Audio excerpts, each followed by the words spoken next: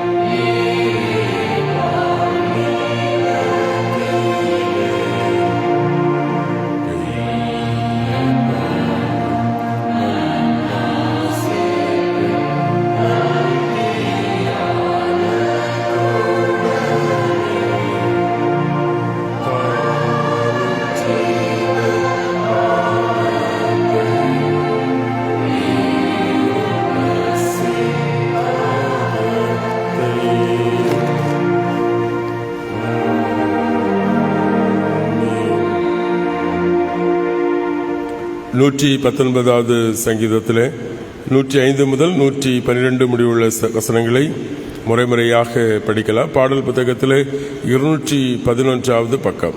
சங்கீதம் 119 வசனங்கள் 105. உமது வார்த்தை என் கால்களுக்கு தீபம், அது என் பாதைக்கு வெளிச்சம்.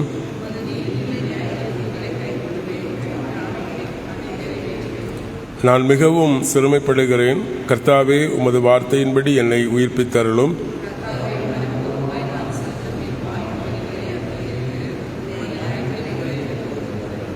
என் பிராணன் எப்பொழுதும் என் கையில் இருக்கிறது, ஆயினும் உமது பிரமாணத்தை மறவேன்.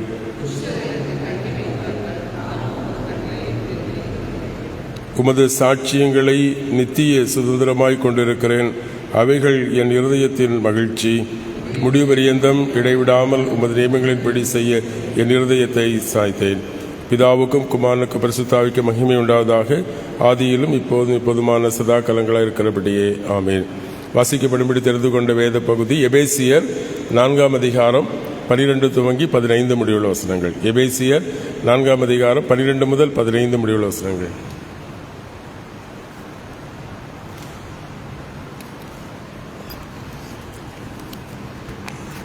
எபேசியர் 4ஆம் அதிகாரம் வசனங்கள் 12 துவங்கி 15 முடிய.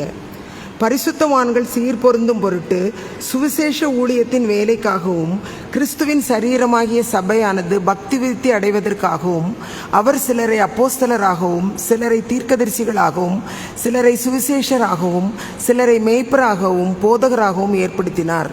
நாம் இனி குழந்தைகளாய் இராமல் மனுஷருடைய சூதும் வஞ்சிக்கிறதற்கு ஏதுவான தந்திரமுள்ள போதகமாகிய பலவிதம் காற்றினாலே அலைகளைப் போல அடிபட்டு அலைகிறவர்களாய் இராமல் அன்புடன் சத்தியத்தை கைக்கொண்டு தலையாகிய கிறிஸ்துவுக்குள் எல்லாவற்றிலேயும் நாம் வளர்கிறவர்களாய் இருக்கும்படியாக அப்படி செய்தார் என்பது.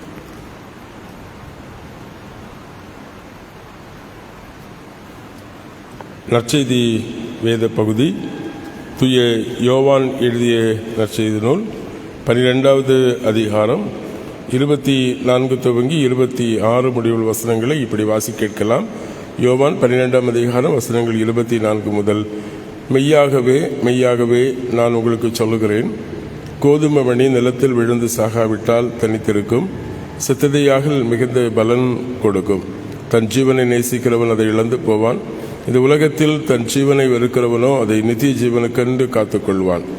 ஒருவன் எனக்கு ஊழியன் செய்வானாகில் என்னை பின்பற்ற கடவன். நான் எங்கே இருக்கிறேனோ அங்கே என் ஊழியக்காரனும் இருப்பான்.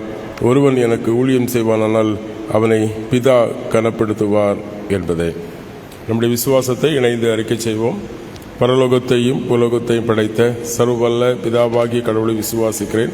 அவருடைய ஒரே பேரான குமாரன் நம்முடைய ஆண்டவருமாகிய இயேசு கிறிஸ்துவை விசுவாசிக்கிறேன். இவர் பரிசுத்த ஆவியினால் கற்பத்தில் உட்பவித்து கன்னிமண்டலத்தில் பிறந்து பொந்திய பிலாத்தின் கீழ் பாடுபட்டு சிலுவையில் அறையுண்டு மரித்து அடக்கம் பண்ணப்பட்டார். பாதாளத்தில் இறங்கி 3ஆம் நாள் மரித்தொருந்து உயிர்த்தெழுந்தார். பரத்துக்கேறி சர்வவல்ல பிதாவாகிய கடவுளை வலதுபார்த்து வீற்றிருக்கிறார். அவ்விடத்திலிருந்து உயிரோரையும் மருத்துவரையும் நியாயத்திற்க வருவார். பரிசுத்த ஆவியான விசுவாசிக்கிறேன். பொதுவான பரிசுத்த கிறிஸ்தவ சபையும் பரிசுத்த ஆண்டு ஐக்கியமும் பாவ மன்னிப்பும் சரீர விடுதலும் நித்திய ஜீவனும் உடன் விசுவாசிக்கிறேன். ஆமீன். பிதாவாகிய கடவுளிடமிருந்தும் குமாரனாகிய கிறிஸ்து இயேசுவிடமிருந்தும் உங்கள் அனைவருக்கும் கிருபையும் சமாதானம் உண்டாவதாக. ஆமீன். இந்த நாளிலே சிந்தனைக்காக தெரிந்து கொண்ட வேத பகுதி நான் வாசிக்கிட்ட நிருப வேத பகுதி எபேசியர் 4ஆம் அதிகாரம் 13ஆம் வசனம். இந்த மொழிபெயர்ப்பில் இப்படி வாசி கேட்கலாம். கிறிஸ்துவின் சரீரமாகிய சபையை ஊன்ற கட்டுவதற்காக திருப்பணிவிடை வேலைக்கென்று பரிசுத்தவான்களை பக்குவப்படுத்தும் பொருட்டு இவர்களை தந்தருளினார் என்பதை ஜெபிப்போம். எங்களை நேசிக்கிறீங்களா நல்ல கடவுளே, கிறிஸ்துவின் வழியாக எங்களுக்கு தரப்பட்ட மீட்பின் செய்தியை நாங்களும் ஒருவரோடு ஒருவர் பகிர்ந்து கொள்வதற்கு முகாந்திரமாய் உம்முடைய வார்த்தைகளையும் தூய ஆவியின் பலத்தையும் எங்களுக்கு தருகிறேன். தொடர்ந்து ஆண்டவரே, உம்முடைய ராஜ்யத்தின் சுவிசேஷம் இந்த பூலோகம் எங்கும் அறிவிக்கப்பட கர்த்தர் எங்கள் ஒவ்வொருவரையும் எடுத்து பயன்படுத்தும். கிறிஸ்து வழியாக மன்றாடுகிறோம் எங்கள் ஜெபங்கள் நல்ல பிதாவே. ஆமேன். கிறிஸ்து பிரியமானவர்களே, நாளை தினம் ஞாயிற்றுக்கிழமை நாம் இறையியல் கல்லூரி ஞாயிறாக ஆசரிக்கிறோம். இறையியல் கல்லூரி அல்லது ஊழியம், அதனுடைய முக்கியத்துவம், மேன்மை என்ன என்பதை நாம் புரிந்து கொண்ட மக்களாக இருக்க வேண்டும். ஒருவன் எனக்கு ஊழியம் செய்வானானால் பிதா அவனை கனப்படுத்துவார் என்று ஆண்டவர் இயேசு கிறிஸ்து சொல்லுகிறார். இந்த உலகத்திலே ஊழியம், பவுல் அப்போஸ்தலர் சொல்லுகிற பொழுது சிலரை அவர் தீர்க்கதரிசிகள் அப்போஸ்தலராகவும், சிலரை தீர்க்கதரிசிகளாகவும், சிலரை சுவிசேஷகராகவும், மெய்ப்பர்களாகவும், போதகர்களாகவும் கடவுள் ஏற்படுத்துகிறார். அதற்காக திருச்சபை ஊழியத்திற்கென்று ஊழியர்களை பயிற்றுவிக்கிறது, பக்குவப்படுத்துகிறது, அவர்களை ஊழியத்திற்காக ஆயத்தப்படுத்தி ஊழியத்திலே கடவுள் அவர்களை பயன்படுத்தி கொண்டிருக்கிறார். பாருங்கள், 125 ஆண்டுகளுக்கு முன்பாக மிஷனரிகள் இந்திய தேசத்தில் கடந்து வந்து லுத்தரன் திருச்சபையை ஸ்தாபித்து இன்றைக்கு 100 ஆண்டுகளை கடந்த எத்தனையோ திருச்சபைகள், நம்முடைய திருச்சபைகள் காணப்படுகிறது. இதுக்கெல்லாம் காரணம் ஆண்டவர் இயேசு கிறிஸ்துவை குறித்த சுவிசேஷத்தை பகிர்ந்து கொள்ள வேண்டும் என்கிற எண்ணம். இன்றைக்கு ஆண்டவர் நமக்கு தருகிற அழைப்பு, நாம் ஆண்டவருடைய வார்த்தைகளை, சுவிசேஷத்தை பகிர்ந்து கொள்ள வேண்டும், அல்லது நாம் சுவிசேஷத்தைக்கு அவர்களை பகிர்ந்து கொள்வதற்கு நாம் அவர்களை அனுப்ப வேண்டும். ரோமர்கள் நிருபத்திலே பவுல் சொல்கிற பொழுது 10ஆம் அதிகாரம் 15ஆம் வசனத்திலே அனுப்பப்படாவிட்டால் எப்படி பிரசங்கிப்பார்கள்? ஒன்று, நாம் கடவுளுடைய ராஜ்யத்தின் சுவிசேஷத்தை பிரசங்கிக்க வேண்டும், இல்லது பிரசங்கிப்பதற்கென்று அனுப்பப்பட வேண்டும். நாம் கிறிஸ்துவுக்குள் பிரியமானவர்களே, பேதுரு அப்போஸ்தலன் சொல்லுகிற பொழுது 1 பேதுரு 2:9 நாம் எல்லோரும் ராஜரீக ஆசாரிய கூட்டம் என்று சொல்கிறார்.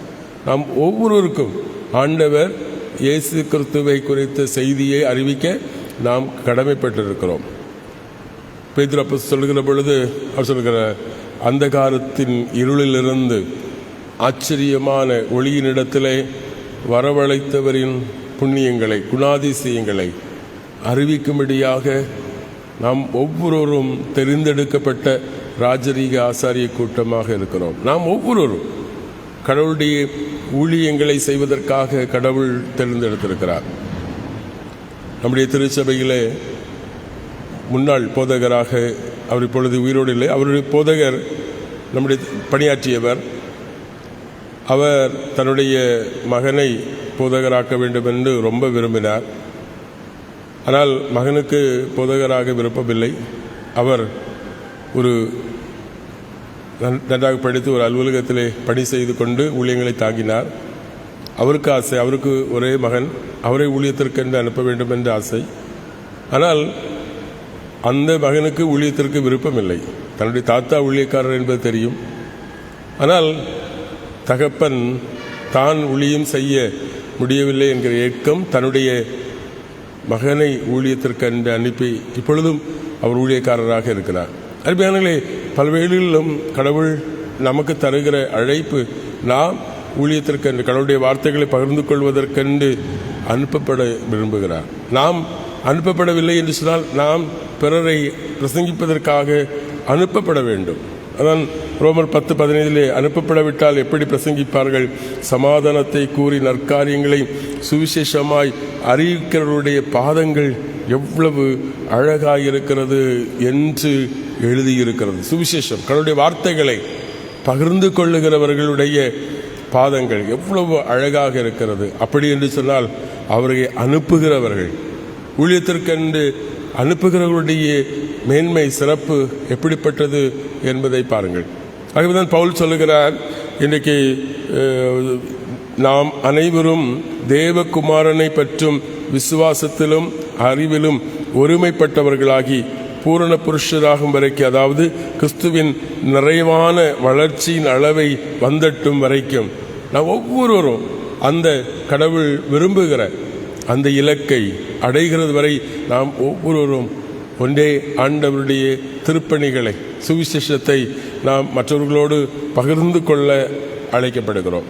அல்லது ஊழியங்களை பகிர்ந்து கொள்வதற்கு நாம் பிறரை அனுப்புவதற்கு, அவர்களுக்கு உதவி செய்வதற்கு நாம் அழைக்கப்படுகிறோம்.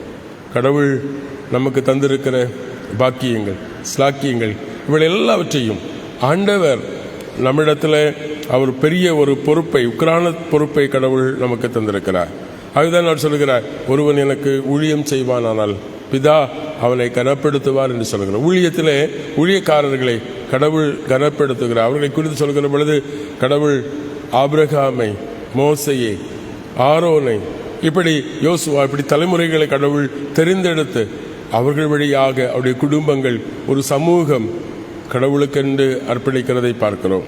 கிறிஸ்துவுக்குள் பிரியமானவர்களே, சொல்கிறது கடவுள் அவரை கனம் பண்ணுவார். அவருடைய குடும்பங்களை, அவருடைய தலைமுறைகளை கடவுள் ஆசீர்வதிக்க சித்தமுள்ளவராக இருக்கிறார். ஆகவே பவுல் அப்போஸ்தலர் சொல்லுகிறார், ஆண்டவர் இயேசு கிறிஸ்துவை குறித்த அறிவிப்பது என்மேல் விழுந்த கடமை என்று சொல்லுகிறார். கடமை, எனக்கு ஆண்டவர் தரப்பட்ட மிகப்பெரிய பொறுப்பு ஆண்டவர் இயேசு கிறிஸ்துவை குறித்த அறிவிப்பது. அது சொல்கிற பொழுது அது என்மேல் விழுந்த கடமை, எனக்கு அது ஒரு பாரம். ஆகவே அவர் சொல்லுகிறார், எப்படியாகிலும் ஆண்டவர் இயேசு கிறிஸ்துவை குறித்து மற்றவர்கள் அறிவிக்க வேண்டும். ஒருபடி மேலே சொல்லுகிறார், தடவியாகிலும் என்ன செய்யணுமா, கிறிஸ்துவை அவர்கள் கண்டுகொள்ள வேண்டும் என்று சொல்லுகிறார்.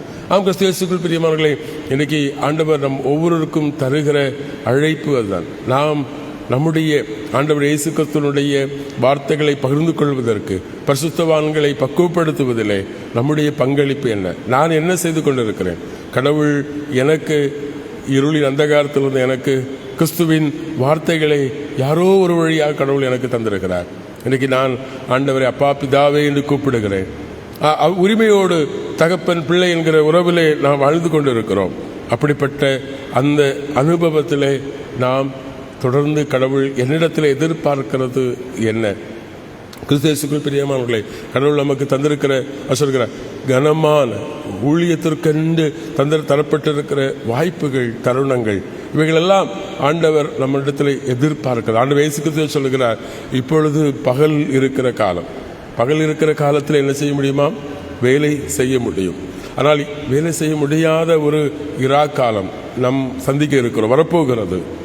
ஆகவே ஆண்டவர் இந்த பகல் இருக்கிற இந்த வாய்ப்புகள், இந்த சந்தர்ப்பங்கள் இருக்கிற சமயத்திலேயே நாம் ஆண்டவருடைய ராஜ்யத்தை குறித்த சுவிசேஷத்தை நாம் பகிர்ந்து கொள்வதற்கு தீவிரமாக இருக்க வேண்டியவர்களாக இருக்கிறோம். இன்னும் ஒரு காலம் வரப்போகிறது.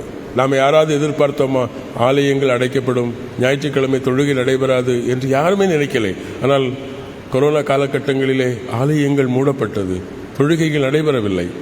ஆண்டவர் எச்சரிக்கிறார், இன்னும் இதைவிட கடுமையான காலங்களை நாம் எதிர்கொள்ள வேண்டியிருக்கும். சுவிசேஷத்தை, இயேசு கிறிஸ்துவை குறித்து சொல்ல முடியாத நெருக்கடிகளை நாம் சந்திக்க நேரிடலாம். ஆனால் ஆண்டவர் இப்பொழுது நமக்கு தந்திருக்கிற இந்த காலகட்டங்களிலே ஆண்டவருக்காக உழைப்பதற்கு, அவருடைய ராஜ்யத்தின் சுவிசேஷத்தை அறிவிப்பதற்கு நாம் நம்மை அர்ப்பணிக்க ஆண்டவர் நம்மை அழைக்கிறார். அது சொல்கிறார், நான் எங்கே இருக்கிறேனோ அங்கே என் ஊழியக்காரனும் இருப்பான். யோவான் 12:26 சொல்லுகிறார், ஆண்டவர் இருக்கிற இடத்துல அவரோடு இணைந்து செயல்படுகிற அனுபவம். ஆண்டவர் இயேசு கிறிஸ்து தம் சீஷர்களை அழைத்து பயிற்சி அளிக்கிற பொழுது 2 பேராக கடவுள் ஒவ்வொரு கிராமங்கள் தோறும் அவர்களை ஊழிய பயிற்சிக்கு அனுப்பினார்கள். அப்பொழுதெல்லாம் அவர்கள் போய் கடவுளுடைய வல்லமையை அவர்கள் பறைசாற்றினார். அவர்கள் திரும்பி வந்து சொல்லுகிற பொழுது அவர் சொல்லுகிறார்கள், நாங்கள் உம்முடைய நாமத்தில் எவ்வளோ பெரிய காரியங்களை, அற்புதங்களை செய்தோம் என்று பெருமைப்பட்டார்கள். கிறிஸ்து இயேசுக்குள் பிரியமானவர்களே, நாம் கருவிகள். கடவுள் அவருடைய கரங்களிலே கடவுள் நம்மை கருவிகளாக எடுத்து பயன்படுத்துகிறார். அவர் வல்லவர். அவருடைய கரங்களிலே நாம் பொருட்களாக, ஆயுதங்களாக பயன்படுத்தப்பட ஆண்டவர் இன்றைக்கும் விரும்புகிறார். ஆகவே கிறிஸ்து இயேசுக்குள் பிரியமானவர்களே, ஊழியம் செய்வது அல்லது ஊழியத்திற்கென்று நாம் நம்மை ஆயத்தப்படுத்துவது, அதாவது ஊழியர்களை, திருப்பணிகளை உற்சாகப்படுத்துவது எவ்வளவு பெரிய பொறுப்பு, கடமை கடவுள் நமக்கு தந்திருக்கிறார் என்பதை உணர்ந்து கொள்ள நாம் அழைக்கப்படுகிறோம். கடவுள் கண்கடை இறையியல் கல்லூரி நமக்கு தந்திருக்கிறார். அதன் வழியாக எத்தனையோ போதகர்கள் பயிற்றுவிக்கப்பட்டு, எத்தனையோ திருச்சபைகள் ஸ்தாபிக்கப்பட்டு, எத்தனையோ ஆத்துமாக்களை கடவுள் அதற்காக ஆயத்தப்படுத்தி கொண்டிருக்கிறார். சொல்கிற அறுப்பு மிகுதி, வேலையாட்கள் கொஞ்சம். அறுப்புக்கு வேலையாட்களை எஜமான் அனுப்பணும். ஆக வேலையாட்கள் தேவை. அறுவடை நிலங்கள் விளைந்து இருக்கிறது, அறுவடைக்காய் காத்திருக்கிறது. ஆனால் வேலைக்காரர்களை அனுப்புகிற அந்த பொறுப்பிலே, பணிகளிலே என்னுடைய பங்களிப்பு என்ன, என்னுடைய கடமை என்ன என்பதை நாம் உணர்ந்து ஊழியங்களுக்காக ஜெபிக்கிற, ஊழியங்களுக்காக கொடுக்கிற, ஊழியத்திற்காக மனம் வந்து நம்மால் இயந்த ஊழியங்களை செய்வதற்கு நம்மை அர்ப்பணிக்க ஆண்டவர் நம்மை அழைக்க. அதான் சொல்கிறார்ல, ஆண்டவர் நம்மை அவர் கிறிஸ்துவின் சரீரமாகிய சபையை ஊன்ற கட்டுவதற்கு ஊன்ற கட்டுவது என்ன என்றால் திருப்பணிவிடை ஊழியத்திற்கென்று கடவுள் பரிசுத்தவான்களை பக்குவப்படுத்துகிறார். ஆகவே நாம் ஒவ்வொருவரும் ஆண்டவருடைய ஊழியங்களை செய்வதற்கு பக்குவப்படுத்துகிறவர்களாய் அதற்கு காரணிகளாக நாம் ஒவ்வொருவரும் மாற்றப்படுகிற பொழுது நிச்சயமாக கடவுளுடைய ராஜ்யத்தின் சுவிசேஷம் அறிவிக்கப்படும். ஆண்டவர் இயேசு கிறிஸ்து நமக்கு ஒவ்வொரு கொடுத்துக்கப்பட்டிருக்கிற கட்டளை அதான். மத்தேயு எழுதின நற்செய்தி நூலிலே வாசிக்கிற பொழுது, இது புறப்பட்டு போங்கள், சகல ஜாதிகளையும் எனக்கு சொந்தமாக்குங்கள். அதுதான் ஆண்டவர் இன்னைக்கு திருச்சபைக்கு நமக்கு தரப்பட்டிருக்கிற பிரதான கட்டளை. ஆகவே நாம் ஒவ்வொருவரும் கடவுள் நமக்கு தந்திருக்கிற ஒரு ஆத்மாவையாவது ஆதாயப்படுத்துவதற்கு, அல்லது ஒரு ஆத்மாவை ஆதாயப்படுத்துவதற்காக உதவி செய்வதற்கு, அல்லது ஒரு ஆத்மா அழிந்து போகாமல் கடவுளுக்கு ஆதாயப்படுத்த ஜெபிக்கிற முழங்கால் நிற்கிற மக்களாக நாம் நம்மை அர்ப்பணிக்க துயாவியானவர் இந்த வார்த்தைகளின் வழியாக நமக்கு துணை செய்வாராக. ஆமேன். எல்லா புத்திக்கும் மேலான தெய்வீக சமாதானம் நமது நினைவுகளையும் சிந்தனைகளையும் கிறிஸ்து இயேசுவுக்குள் காத்து வழிநடத்துவாராக. ஆமேன். மீண்டும் நாம் 484வது பாடலை பாடுவோம்.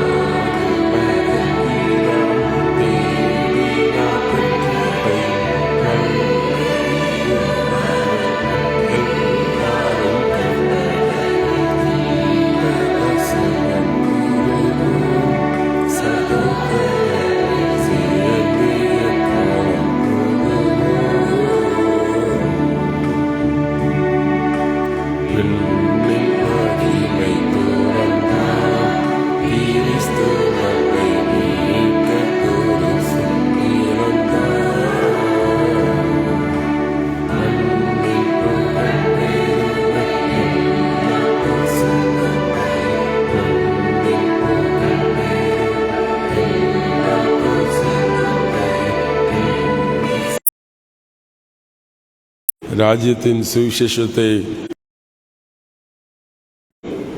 அது கடவுள் எங்களுக்கு தரப்பட்ட கடமை என்பதை உணர்ந்து ஆண்டவரே உம்முடைய வார்த்தைகளுக்கு ஊழியங்களுக்கு கொடுக்கிற உற்சாகப்படுத்துகிற உதவி செய்கிற ஜெபிக்கிற உம்முடைய ஊழியங்களை மனவுவந்து செய்கிற மக்களாக நாங்கள் முன்வர எங்களை அர்ப்பணிக்க ஆண்டவர் நீர் அருள்தார்.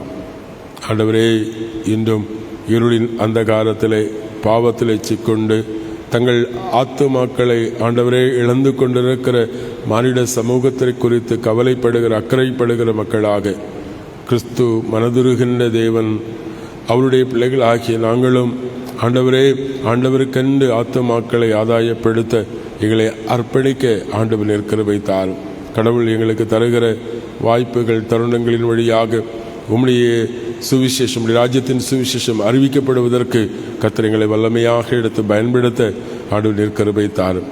எங்கள் நேரங்களை ஊழியங்களுக்காக கொடுக்கிற மக்களாக ஆண்டவரே எங்கள் ஜபங்களினாலே ஊழியங்களை தாங்குகிற மக்களாக கடவுளே உம்முடைய ஊழியங்களை செய்கிறவர்களை உற்சாகப்படுத்துகிறவர்களுக்காக ஜெபிக்கிற மக்களாக எங்களால் எந்த அளவுக்கு ஊழியங்களை ஆண்டவருக்கு உதவி செய்கிற மக்களாக நாங்கள் வாழ்வதற்கு ஆண்டவர் கிருபை தாரும். எங்கள் திருச்சபையிலும் ஆண்டவரை 100 ஆண்டுகளுக்கு முன்பாக மிஷனர்களை கொண்டு ஊழியர்களை கொண்டு சுதேச போதகர்களை கொண்டு ஆண்டவர் சுவிசேஷர்களை கொண்டு எங்கள் ஒவ்வொருவரையும் இப்படி வசனத்தில் உறுதிப்படுத்தபடி பக்குவப்படுத்தபடி கடவுள் எவ்வளவு சிறப்பாக செயல்பட்டீர் என்பதை உணர்ந்து நாங்கள் உமக்கு நன்றி சொல்லுகிறோம்.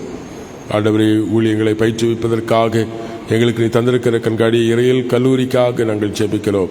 ஆண்டவரே, இதுகாரும் ஆண்டவர் அந்த இறையல் கல்லூரியுடைய பணிகளை கர்த்தர் ஆசீர்வதித்து வருகிறேன். தொடர்ந்தும் ஆண்டவரே அநேக ஊழியக்காரர்களை பயிற்றுவிப்பதற்காக அது இறையல் கல்லூரியுடைய தேவைகள் சந்திக்கப்படுவதற்காக கடவுள் நீர் மனவுவந்து உற்சாகத்தோடு கொடுக்கிற பிள்ளைகளை கர்த்தர் ஆசீர்வதியும். தொடர்ந்து எங்கள் ஸ்தாபனங்கள் நிறுவனங்கள் அநேகருக்கு ஆண்டு பிரயோஜனமாக இருக்க உம்முடைய ராஜ்யத்தின் சுவிசேஷத்தை கட்டி எழுப்ப ஆண்டவர் நீர் கிருபை தர வேண்டுமாக நாங்கள் ஜெபிக்கிறோம்.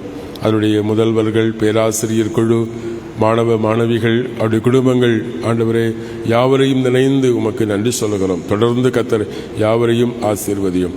ஆண்டவரே, திருச்சபையாக குடும்பங்களாக தனி மனிதர்களாக நாங்கள் இந்த ஊழியத்தை தாங்குகிற உதவி செய்கிற ஜெபிக்கிற மக்களாக வாழ்வதற்கு நீர் கிருபை தாரும். எங்கள் தேசத்தையும் எங்கள் தேசத்தை ஆளுகிற தலைவர்களையும் ஆண்டவருடைய கரங்களில் ஒப்புக் கொடுக்கிறோம். எங்கள் திருச்சபையும் திருச்சபை ஸ்தாபனங்கள் நிறுவனங்களையும் ஆண்டவர் ஆசீர்வதியும். குறிப்பாக எங்கள் கல்வாரி லுத்தரன் திருச்சபைக்காக திருச்சபையின் ஆண்டவரே விசுவாச குடும்பங்களுக்காய் உறவுகளுக்காய் சின்னங்களுக்காக நாங்கள் ஜெபிக்கிறோம். தூர இடங்களிலே வெளியூர்களிலே கடல்களின் தூர தேசங்களிலே வசிக்கிற உடைய பிள்ளைகளுடைய குடும்பங்கள் வாழ்வுகளை ஆண்டவர் கண்ணோக்கி பாரும். உடைய வார்த்தைகளை கேட்கிற உடைய பிள்ளைகள் ஆண்டவரே உடைய திருச்சபையின் வழியாக நன்மைகளையும் ஆசிரியர்களையும் மிகுதியாய் பெற்றுக்கொள்ள ஆண்டவர் நிற்கிற தர வேண்டுமாக ஜெபிக்கிறோம். எங்கள் குடும்பங்களிலே காணப்படுகிற வயது முதலிருந்த எங்கள் பெற்றோர்களை நினைந்து ஆண்டவரை உமக்கு நன்றி சொல்லுகிறோம். வயோதிக பெற்றோர்களை கர்த்தர் கண்ணோக்கி பாரும். அவர்களுக்கும் தீர்க்காயுசை தந்து உடல் பல சுக தந்து சமாதான நன்மை நிறைந்த வாழ்வை தந்து அவர்களுக்கு வேண்டிய பணிவிடைகளை பிள்ளைகள் குடும்பங்கள் வழியாய் தந்து ஆசீர்வதியும். ஆண்டவரை பலகீனங்களோடு வியாதிகளோடு காணப்படுகிற ஒவ்வொரு மக்களை கர்த்தர் கண்ணோக்கி பாரும். சிறியோர் முதல் பெரியோர் வரை பல்வேறு பலகீனங்கள் வியாதிகள் நிமித்தமாய் பாதிக்கப்பட்டு சிகிச்சை பெற்று வருகிற மக்கள், மருத்துவமனைகளில் அனுமதிக்கப்பட்டு சிகிச்சை பெற்று வருகிற இல்லங்களிலே தொடர்ந்து சிகிச்சை பெற்று வருகிற யாவரையும் கர்த்தர் கண்ணோக்கி பாரும். கர்த்தர் அற்புதமான சுகத்தை விடுதலையும் ஒவ்வொருவருக்கும் கட்டளையிட வேண்டுமாக நாங்கள் ஜெபிக்கிறோம். எங்கள் திருச்சபையின் ஊழியங்களை பொறுப்பெடுத்துக் கொள்ளும் போதகர், சபை நிர்வாகக் குழு, ஊழியர்களுக்கு உதவி செய்கிற நம்முடைய பிள்ளைகள் யாவரையும் கர்த்தர் நீர் பொறுப்பெடுத்து ஆசீர்வதியும். இந்த நாள் தங்கள் பிறந்த தினங்கள் மற்றும் திருமண தினங்களை கொண்டாடுகிற இந்த நாளை தங்கள் வாழ்க்கை விசேஷ நாளாய் கருதுகிற நம்முடைய பிள்ளைகளையும் கர்த்தர் கண்ணோக்கி பாரும். இந்த நாளில் கர்த்தர் தருகிற சந்தோஷம் மகிழ்ச்சி இந்த ஆண்டு முழுவதும் ஒவ்வொருடைய வாழ்க்கையில் நிலைத்திருக்க ஆண்டவர் கிருபை தாரும். என்னென்ன தேவைகளுக்காக நம்முடைய திருமுகத்தை நோக்கி பார்க்கிறோமோ கர்த்தர் எங்கள் விண்ணப்பத்தை கேட்டார், எங்களுக்கு அற்புதமான சுகத்தை தந்தார், கர்த்தர் எங்கள் தேவைகளை சந்தித்தார் என்று சொல்லி சாட்சி பகர ஆண்டவர்களை விசுவாசத்தில் பலப்படுத்த வேண்டுமாக நாங்கள் ஜெபிக்கிறோம். இந்த நாள் முழுவதும் கர்த்தர் எங்களோடு கூடுகிறோம். எங்கள் தந்திருக்கிற தொழில், பணி, உழைப்பு, வேலை வாய்ப்புகள், நாங்கள் மேற்கொள்ளுகிற பயணங்கள், போக்குவரத்துகள் அனைத்தையும் கர்த்தர் ஆசீர்வதியும். சந்தோஷம், நன்மை, பாதுகாப்பு நிறைந்த ஒரு நாளாக இந்த நாள் அமைய கர்த்தர் எங்களை உதவி செய்தரலும். கர்த்தர் தாமே எங்களுக்கு துணையாக இருந்து ஆண்டவரே உம்முடைய தூய சித்தம் நிறைவேற்றுகிற மக்களாக நாங்கள் காண எங்களை அர்ப்பணிக்க ஆண்டவர் நிற்கிற தாரும். குறைகள் எல்லாவற்றையும் பொறுத்துக் கொள்ளும். இயேசு கிறிஸ்துவின் நாமத்தில் தாழ்மையை கேட்கிறோம் எங்கள் ஜெபங்கள் நல்ல பிதாவே, ஆமேன். பரமண்டலங்களில் இருக்க எங்கள் பிதாவே, உம்முடைய நாமம் பரிசுத்தப்படுவதாக, உம்முடைய ராஜ்யம் வருவதாக, உம்முடைய சித்த விருப்பத்திலே செய்யப்படுவது போல உண்மையிலே செய்யப்படுவதாக. அல்லது எங்கள் ஆகத்தில் எங்களுக்கு தாரும். எங்கள் கண்ணாடிகளுக்கு நாங்கள் மன்னித்திருக்கிறது போல எங்கள் பாவங்களுக்கு மன்னி. எங்களை சோதனைக்கு உட்பட நாமத்தையும் இழுத்துக் கொள்ளும். ராட்சி, வல்லமை, மகிமை என்னிலேக்கும் ஆமேன். நம்முடைய ஆண்டவராகிய இயேசு கிறிஸ்துவின் கிருபையும் பிதாவாகிய எங்களுடைய அன்பும் தூய ஆவியானுடைய அன்பினைக்கு வெளியிடத்தில் சமாதானமும் உங்கள் அனைவரோடும் இன்று சதாக்கால் தங்கி தரித்திருப்பதாக. ஆமேன். என் ஆத்துமாவே கர்த்தரை ஸ்தோத்திரி, என் முழுவதும் பரிசுத்த நாமத்தை ஸ்தோத்திரி. என் ஆத்துமாவே கர்த்தரை ஸ்தோத்திரி, கர்த்தர் செய்த சகல உங்களை மறவாதே. ஆமேன். கர்த்தாவின் சமாதானம் உங்களோடு இருப்பதாக. சமாதானத்தோடு சென்று வாருங்கள்.